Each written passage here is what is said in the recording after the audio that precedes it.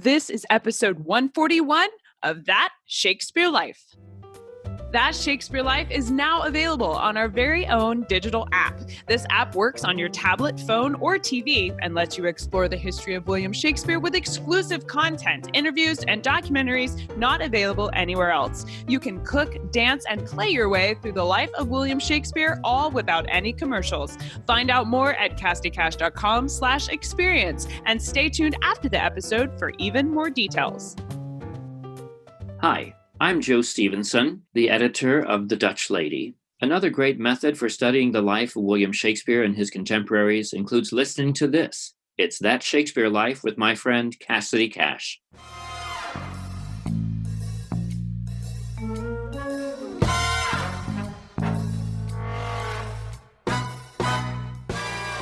Those theories about Shakespeare joining Leicester's men all seem to agree that the moment that would have happened would have been when Leicester's men were in Stratford in the middle of 1587. Welcome to That Shakespeare Life with Cassidy Cash. Cassidy believes that if you desire to successfully learn or perform Shakespeare's plays, then understanding the real life and history of William Shakespeare himself is a must. That Shakespeare Life is the podcast that helps you go beyond the curtain of some of Shakespeare's most iconic works and explore the world of early modern England as Shakespeare would have lived it, learning from the writers, historians, and performers who know it best. And now, here's Cassidy. For centuries, theater historians have glossed over not only the location, but actually argued over the existence and the name of a theater at Newington Butts. Originally established as an archery range under Henry VIII, during a time when learning the sport of archery was required for all young men, the high ground at Newington Butts, just outside of London proper, would morph into a popular theater destination that our guest this week believes was not only a frequent destination for playing companies, but may have also been a playhouse that William Shakespeare stopped at several times. To share with us groundbreaking research that challenges what we thought we knew about early modern theater, and to share research that is tantalizingly close to information about Shakespeare's lost years, is our distinguished guest, Laurie Johnson. Laurie Johnson is Professor of English and Cultural Studies at the University of Southern Queensland, Australia. He is the current president of the Australian and New Zealand Shakespeare Association and a member of the editorial board of the journal Shakespeare. Laurie's books include Shakespeare's Lost Playhouse, 11 Days at Newington Butts, The Tane of Hamlet, and The Wolfman's Burden. He is co-editor of two essay collections, Embodied Cognition and Shakespeare's Theatre, The Early Modern Body-Mind, and Wrapped in Secret Studies, Emerging Shakespeares. He has also published over 50 articles and book chapters and is currently working on a book on the Earl of Leicester's men, which he hopes to complete later this year, and is developing an international project to examine the impact of climate shift in 16th century Britain on the rise of the playhouse industry. Hello, Laurie. Welcome to the show. How are you, Cassidy? I am doing great. Excited to dive right in here to our topic for today. Tell me, since the late 1600s, historians have argued over whether Newington Butts Playhouse even existed. Why is there so much disagreement? Well, I think over a long period of time, we're talking centuries of scholarship here and disagreement. It begins initially because there are significant focus on Shakespeare as a particular kind of person. Different biographers and different scholars want a certain sense of who Shakespeare is. So initially there is this push to have him seen as a writer for the court, for a writer for Elizabeth. And then that later morphs into this desire to see him just as a writer. Samuel Taylor Coleridge, for example, famously said that Shakespeare should be read in isolation in the closet rather than seen on the stage or corrupted by the stage. And against that, there are those who want to see him rightfully as an actor-writer, someone with an investment in the daily business of playhouses.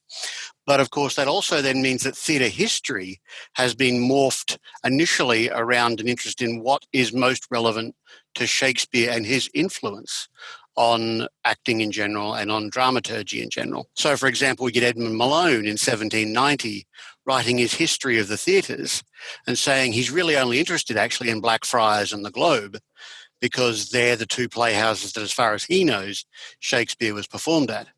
He even dismisses the theatre in Shoreditch because by that stage, no one yet had any evidence that Shakespeare had played there. So he said, there is some building, I'm told, is up in the north in the fields called the theatre, but we won't worry about that. And when he does find some evidence of the existence of Newington Butts, he dismisses it as completely offhand. And so that kind of means that over a period of time, both versions of Shakespeare's biography really get troubled by the idea of this playhouse at Newington Butts. If you want to see him as a writer only, you really don't care about any of the theatres, and you're not going to even be concerned about even the Globe or the Blackfriars. Whereas if you are concerned about his career as an actor, you still don't really want to know about Newington Butts, and certainly not the prospect that Shakespeare might have ever performed there, because you've now got this fixed narrative around the Globe and the Blackfriars, and then eventually the theatre, for which this annoying thing to the south kind of becomes a distraction. So for a while there, it becomes just a sort of a reason not to want to talk about Newington Butts. We even get, for example, then Thomas Fairman Ordish in 1899 publishing a book on the early playhouses. And he decides that there probably was a playhouse at Newington Butts, but given how little evidence there is for it, he has to sort of argue for its existence by logical inference rather than by clear evidence. But it turns out actually he does have evidence. And we're going to talk about some of that evidence a bit later. They're in Ordish's book. Laurie's research references a Privy Council record that indicates archery was taking place at Newington Butts. Laurie, was the term butts used to describe an archery range in the 16th century? It certainly was. And in fact, the term itself, according to the Oxford English Dictionary, goes back about 200 years before that. First of all, to just refer to a mound of land that's been purposely built up as some kind of barrier. And then archery ranges began to use those mounds at the end as a sort of defensive wall against which you could set your targets to prevent the spray of your arrows out into the public beyond.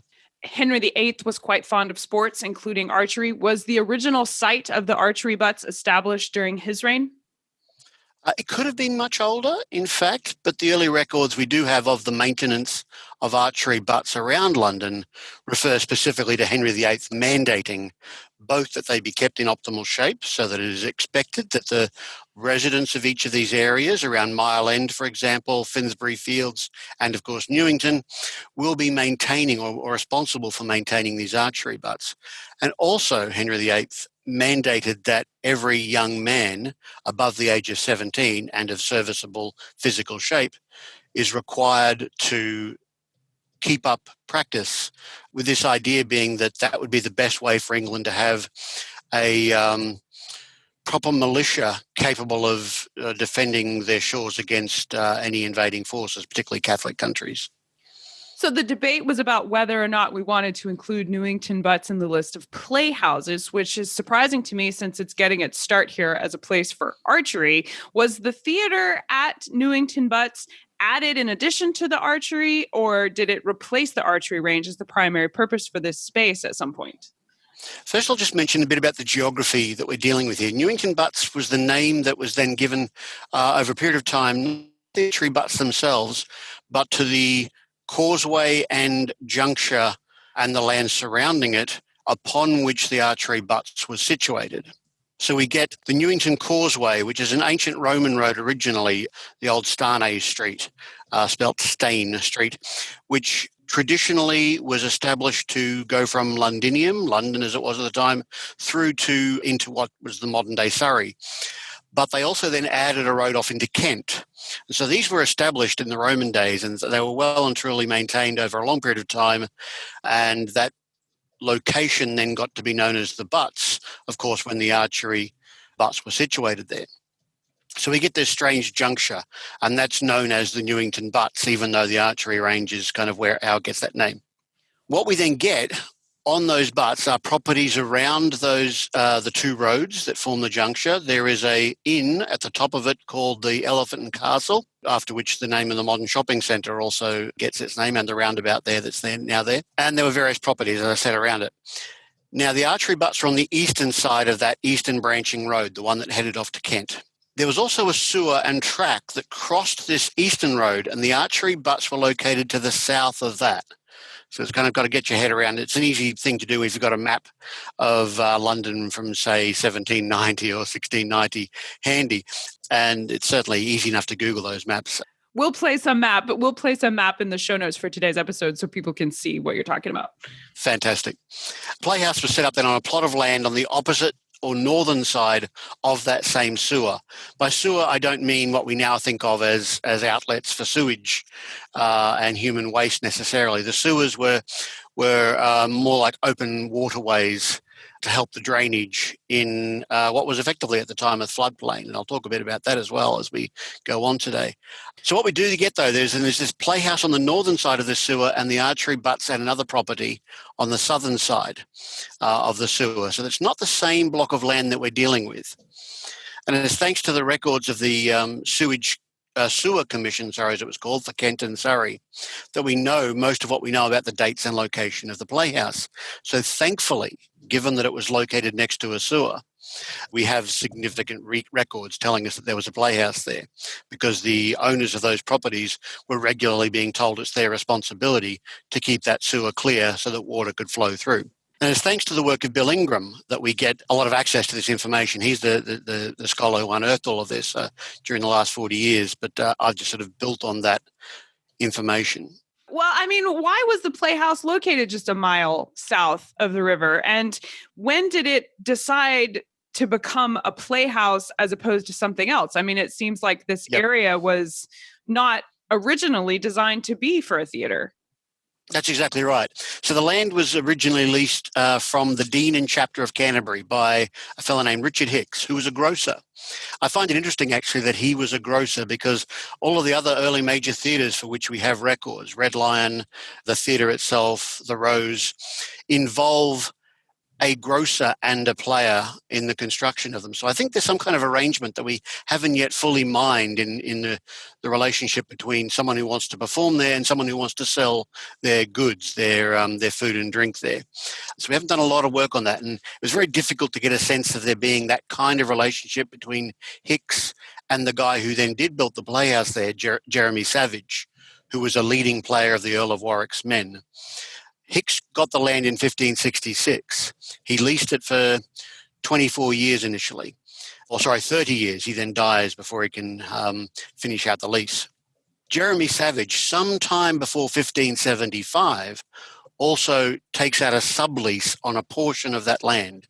And that's the land that then becomes the playhouse site. So Savage takes a site that Hicks has already developed with some kind of building there. We don't know quite what building it was. It's just referred to as a messuage in the documents. My suspicion is that it was a market of some kind that he would plan to use as a location to sell his wares for people who were heading just further south to the archery butts, as they had to have their mandatory archery practice in that range. But then Savage says, what a great place for a playhouse as well. So he subleases that ground and then develops that building into a playhouse, out of which, of course, he can then make his money from passers-by and then build up a reputation. As to why that location for a playhouse, why did he choose that location and not some other? The southern Thames region, through Surrey, through the Southwark region and so on, has traditionally been a pretty nasty floodplain. It's a low-lying lands. The Thames, every time it overflows, it's a tidal river, ultimately. That area floods quite regularly. And so we have records of floods throughout the 16th century in that area. But it just so happens that the Newington Causeway and that plot of land in particular was one of the highest points in that floodplain, and so it was recorded as never having gone under. Even as recently as 1571, just before Savage takes this plot of land and develops it, there was a hellishingly bad flood that people are recorded as having to be rescued from churches by boats and so on. And yet the Newington Butts site on which the playhouse was built remained dry. So it's one of those locations where you could safely put a playhouse and rely on it never being inundated by floods. So you alluded to this earlier, but once we've established there was a playhouse here and it was used for theater, do we know if Shakespeare's playing company did perform there or not? Now, that's a two-part question, actually. The first answer is that Shakespeare's company certainly played there. So the Lord Chamberlain's Men, the company with which we most associate Shakespeare and which went on to become the King's Men, certainly in 1594, we have a record of them performing along with the Lord Admiral's men, the players of Charles Howard, the Lord Admiral, in June 1594. Now, my research points out that one of the reasons why that would have happened, why the Admiral's men who were performing at the Rose and why the Lord Chamberlain's men who had previously been on tour just to the south prior to this moment both end up at Newington Butts, is because it was another flood year. There is records of flooding throughout March, April, May, and into June of 1594. So in a sense, they're wanting to stay performing, so they seek dry ground on which to do so. That's Lord Chamberlain's men. We then have Lord Strange's men, or Strange's men, however you'd like to pronounce it. I know people differ on their pronunciation of that company, who definitely performed there in 1590. We're going to talk a little bit about this in a moment as well. We have records of that because the Privy Council have a record of ordering them to do so. So we know they were there. And of course, there is a long-standing theory that Shakespeare was with Strange's men before he was a member of Lord Chamberlain's men. And even before that, there is the very strong likelihood that the Earl of Leicester's men performed there in 1586. So Shakespeare could have been here quite a lot. That's right. And of course, there's a long-standing popular theory that the Earl of Leicester's men may have been Shakespeare's first company. But the question, though, of to whether Shakespeare performed there, which is the sort of secondary associated question, it is a different one. I'll talk a little bit about a couple of the other options, but I just want to mention that of the three that I've mentioned, I think there is the strongest possibility that he may well have been there with the company in 1594. The reason I think the strongest case is for that one is because among the plays that we have Philip Henslow thankfully recording for us that he knows his company, Admiral's Men, performed at the Newington Butts, we have, alongside Lord Chamberlain's men, performances of Hamlet, Titus Andronicus, and Taming of a Shrew. Three plays that we would associate normally with the career of Shakespeare. And I think it would be not impossible that Shakespeare wasn't with them, but I think it's highly probable that he was a member of the company by that stage, given that those plays are in their repertory when they perform at Newington Butts. Laurie's research calls attention to a restraining order in the early 1590s, having been one reason to believe Shakespeare's company performed at Newington Butts because, quote, furthermore, an updated Privy Council warrant stipulates that Lord Strange's men had been enjoined to play for 3 days at Newington Butts during a restraint against the Rose in Bankside. And then in 1594, the playhouse hosted the Admiral's and Chamberlain's men. Laurie, you just shared part of this with us. So explain this record for us. What exactly is a restraint in regards to a playing company? Now, a restraint is ultimately sort of like what it sounds. We talk of restraint of trade. This is a moment when players are being told, thou shalt not play. And so a restraint handed down from an authority, whether it be from the Privy Council or from, for example, the Lord Mayor, when it comes to London, is generally considered as a wide-ranging order to close the theatres. So most of the restraints that we know of are plague closures. When, due to plague being in London, it was decided that it was too dangerous to have people gathering in large groups. And of course, we're experiencing that unfortunate set of circumstances ourselves with social distancing measures and so on. So in a sense, what we're dealing with is a social distancing measure, circa 1500s style. And one way to avoid that, of course, is to make sure that players aren't putting on plays in the playhouses, which would provide a natural lure for people to want to gather in large numbers. The 1590 records are a slightly different kind of restraint because they're very specific in what they stipulate. They're specific to the playhouse in question, and they're specific in relation to the company, Lord Strange's men. So they are ordered, the Lord Strange's men are ordered to vacate the Rose, which we can therefore presume was their main venue up to that point. And certainly when Henslow's records begin in 1591 to 1592, Strange's men is the first company that he records being there. So I think it's natural that they were also there in 1590. And then they're told, they're enjoined, as you say, to play at Newington Butts. So they're told you must leave the Rose and you must play at Newington Butts. So there's no reason given then for this closure, but my research suggests that given information we have from the sewer records and other Privy Council orders in that same year, that Henslow, among other people whose properties adjoined a sewer on Maiden Lane, including the Rose property, had been told many times to clean and clear the sewer, but had failed to do so. And they were heavily fined for not doing so. And then the government start ramping it up with extra orders to the Lord Mayor, and then the Queen herself makes an entire proclamation to tell everybody to clean your sewers.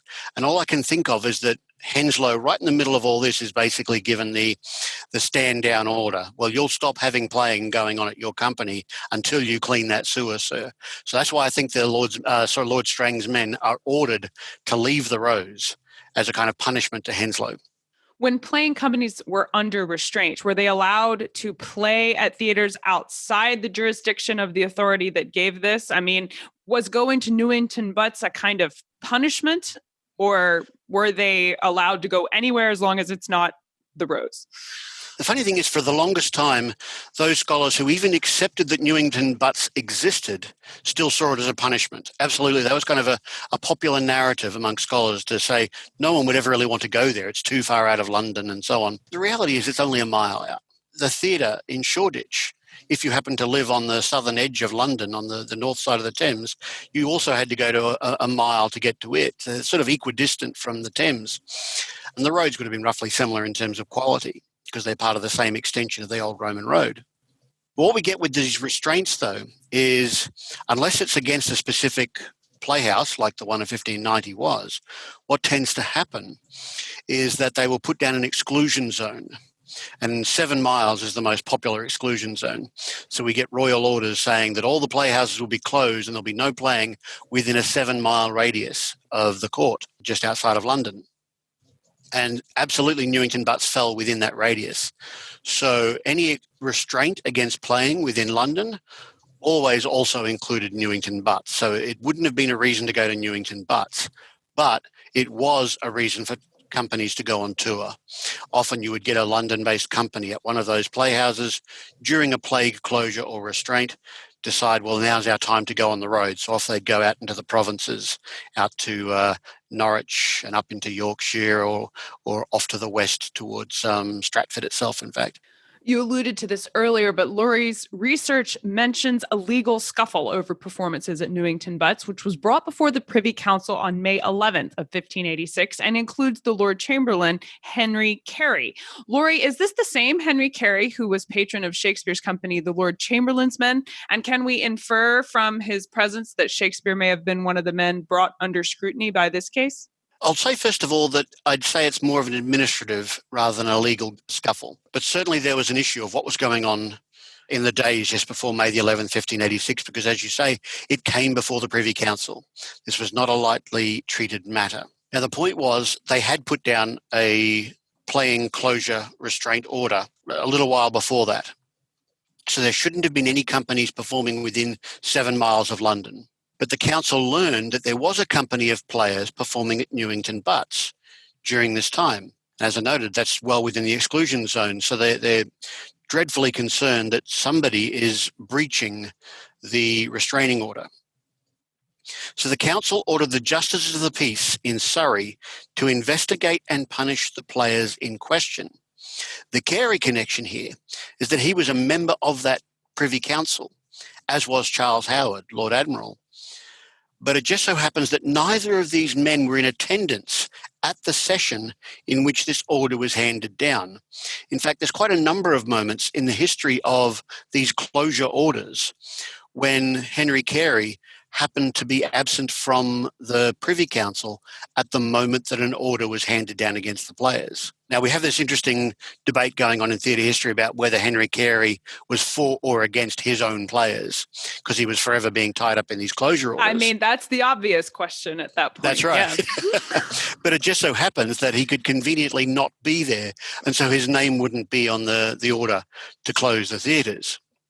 or in this case, to find out who was playing at Newington Butts. It could be that he was worried that it was his own company that was the one in breach, and so he didn't want to be the one ordering their punishment. Really, the Carey connection there is just simply his absence from the order rather than his presence. But what I've showed in some of my own research is that it couldn't have been Carey's company. We actually have records of Carey's company and Lord Admiral's company also performing together on the road at around the same time. So they are, in fact, observing the closure order and going on tour. And it just so happens at that point they were performing together. People often say that they could never have been performing together, but we certainly have records of payment to both companies at the same time in the same provincial location. So the point is they couldn't have been the ones performing at Newington Butts in 1586. And most people have said, well, we have no way of knowing. Even in my own book, I say that. I say we have no way of knowing this. It's only subsequently that I've realised there is a way of figuring it out. And that is to go through every one of the major companies we know and see if we can find any that can't be located elsewhere. And it just so happens there is only one company that I could find that could possibly have been there because they weren't anywhere else, and that's the Earl of Leicester's men. And so my gut feel, but also I think with at least by process of elimination, is that the Earl of Leicester's men weren't anywhere else, and so most likely the company that was in breach in 1586. And this is because the Earl himself was off in Europe. So he's also, by the way, not at the Privy Council when this order is handed down, but not because he's deliberately avoiding it. He's off elsewhere. He's in Europe on a diplomatic campaign to try and strengthen England's influence in northern parts of Europe, in the Low Countries, where the Catholic and Protestants are sort of going at each other. And he takes some of his players with him. And it turns out then that he also enlists a few late reserves. And I think it's those late reserves that were most likely performing at Newington Butts as a kind of halfway house performance space before they then took to the river and out off on the sea to head to Europe to join him. And so the question then of whether Shakespeare would have been one of the men brought under scrutiny by this case because of Carey's involvement really then has to shift as to whether he would have been part of this case because of the Earl of Leicester's men's involvement and the prospect, as some people think, that he would have been a member of that company in the last years of their career, the earliest years of his. Well, what we do get, though, is that those theories about Shakespeare joining Leicester's men all seem to agree that the moment that would have happened would have been when Leicester's men were in Stratford in the middle of 1587. And so what we can say then is if Shakespeare did join the Earl of Leicester's men in the middle of 1587, as one popular theory suggests, that would nevertheless still be too late for it to apply in May 1586, which is when the closure order was being breached by the Earl of Leicester's men. So my answer would again be that yes, the company that we associate with Shakespeare was there, but that Shakespeare wasn't a member of the company at that time. So close to identifying where he was during his lost years. So close. That's right. So I know with this debate over exactly whether or not Newington Butts even existed, there's been a lot of questioning about where Newington Butts was actually physically located. Laurie, what's the role of ongoing archaeological efforts in London today towards finding the exact location of the Newington Butts Theatre? In the last 30 years, archaeology has been a boon for theatre history. I know some theatre historians can get a little bit concerned when the archaeologists actually disprove a long-standing theory about certain playhouses. But without the archaeology, we lack that material evidence for what the documentary record might just normally suggest or leave open for interpretation. And it's certainly thanks to the Museum of London Archaeology, who were involved in the uncovery of the Rose in 1989, the Globes Foundations in 1989 to 90, the Hope in 2000, the Theatre in Shoreditch in 2008, and the Next Door Curtain in 2012, that we get this long-standing involvement of archaeology over the last 30 years, helping us to uncover playhouses, to learn more about their structure, their size, and so on. And that helps us to understand their capacity, audience situation, and so on. And most recently, of course, the University College of London have their archaeological team unearth the foundations of the Red Lion out in Whitechapel, and that's happened earlier this year. Now, the playhouse at Newington Butts has not yet been one of those ones unearthed, but it's hopefully going to be the subject of an investigation remarkably soon, because it's only in the last few days that the Elephant and Castle shopping centre has finally been earmarked for demolition. That's been on the cards for several years now, but there has been some ongoing community concern about the plight of the vendors in the location who haven't yet been successfully rehoused. So that's been going on for several years while we tried to sort out, well, not me, I wasn't involved, but... collective we, yes. That's right. Well, people tried to sort out the fate of people who are currently housed in the Elephant and Castle shopping centre for their businesses.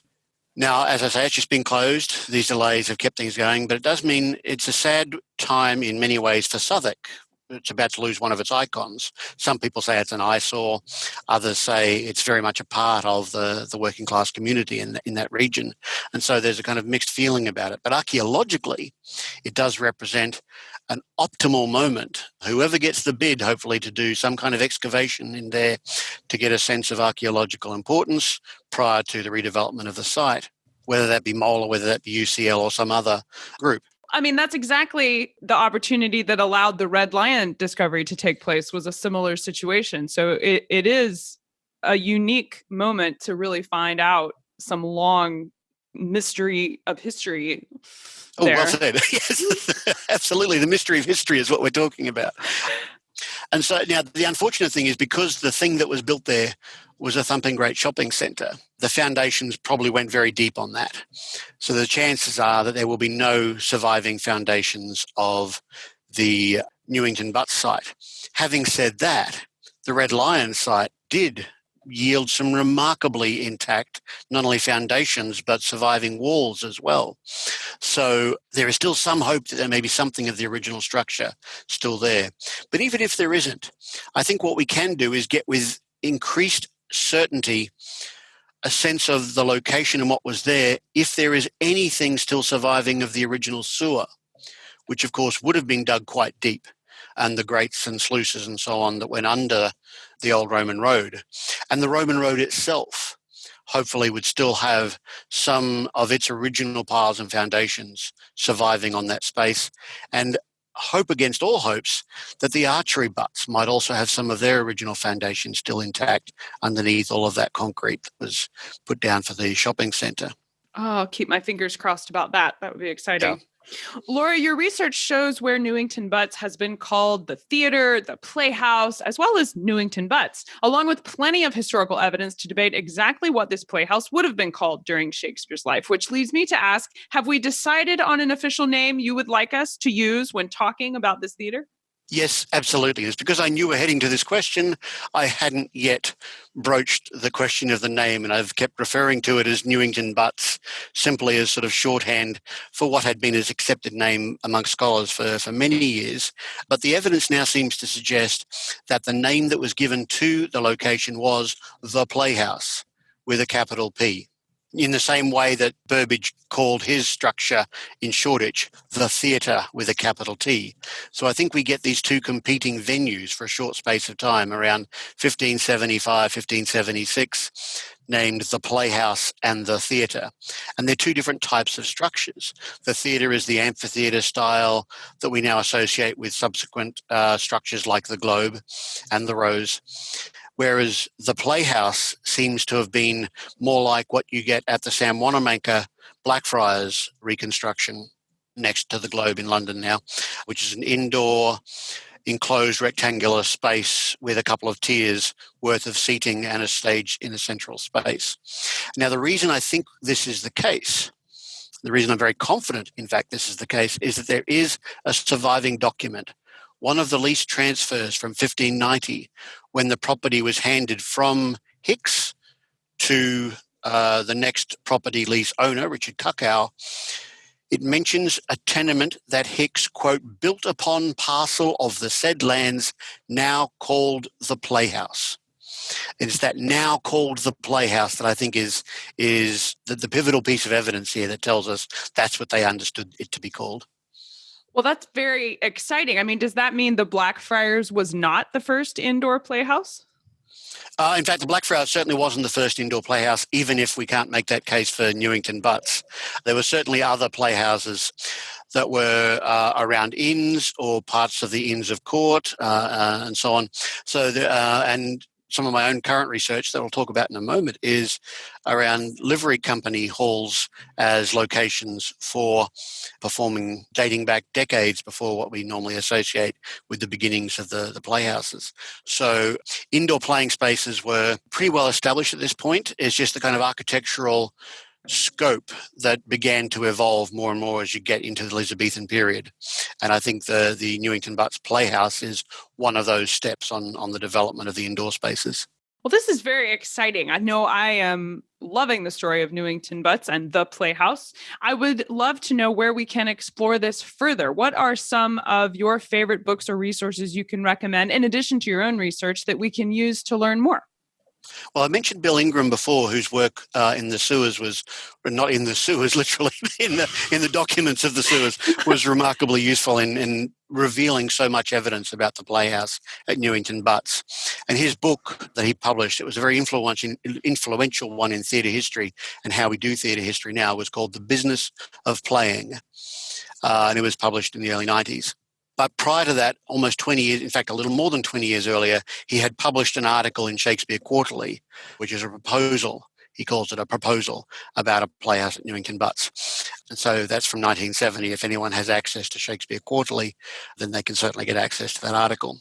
Another of my favourite books when it comes to playhouse history is Julian Bauscher, who's from MOLA, the Museum of London Archaeology, who published a book called Shakespeare's London Theatreland, which reflects on, in many ways, many of the archaeological discoveries that have been made since 1989, with his involvement amongst others. So in addition to those couple of books, I would highly recommend a number of resources that have been remarkably useful in my own research and the research of other theatre historians. There's the Reed Project, Records of Early English Drama, that has both dozens of works available in print and in the last few years, all new discoveries are being published online in their site. And there is a database they're developing around that evidence called Reed Patrons and Performances, which is a remarkably useful vehicle for searching by patron or by performance venue or by performing company and finding all these records of provincial performance. Also, since many of the plays that were performed at Newington Butts in 1594 turned out to be lost plays, I was very interested in what we might do to find out more about lost plays. And it just so happens that thankfully one of my good friends, David McInnes and Rosalind Knutson, had developed the Lost Plays database. It's an ongoing project in which every known lost play has a wiki-style entry with encyclopedic information of what we know about it, what might we know about it, and what more needs to be known about it. And I've recently been added as an editor too for that, by the way. So when I get some time in the not too distant future, I'll start to update some of the entries that my own research bears on. And finally, I'd like to recommend a great blog by Andy Kesson and a great team of contributors and guests called Before Shakespeare, which is a blog site that includes investigation into all manner of the beginnings of early London theatre prior to Shakespeare. So it's sort of like the precursor to this focus we have in most early theatre history around Shakespeare's career.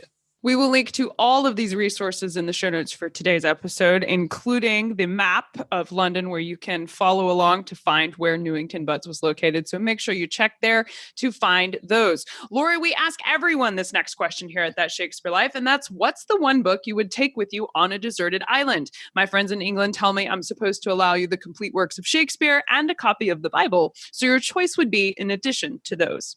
Thank you, Cassidy. Yes, I've given this a bit of thought, actually. I think what I have to do is I keep coming back to what, for me, ever since I was a teen when I first encountered this book, it's my comfort read. It's the read that I always go to when I want to forget about some of the ridiculousness in the world.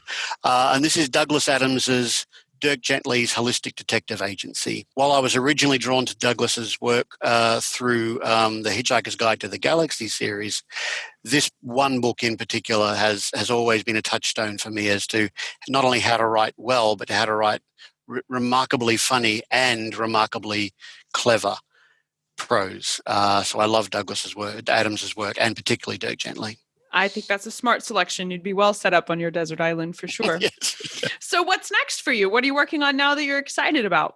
Well, at the moment, I'm currently probably about halfway through a book on a history of the Earl of Leicester's men. We have these company histories that have been very popular in the last 15 to 20 years. Sally Beth MacLean is probably the most prolific author of these. And I know she's done some work on Leicester's men.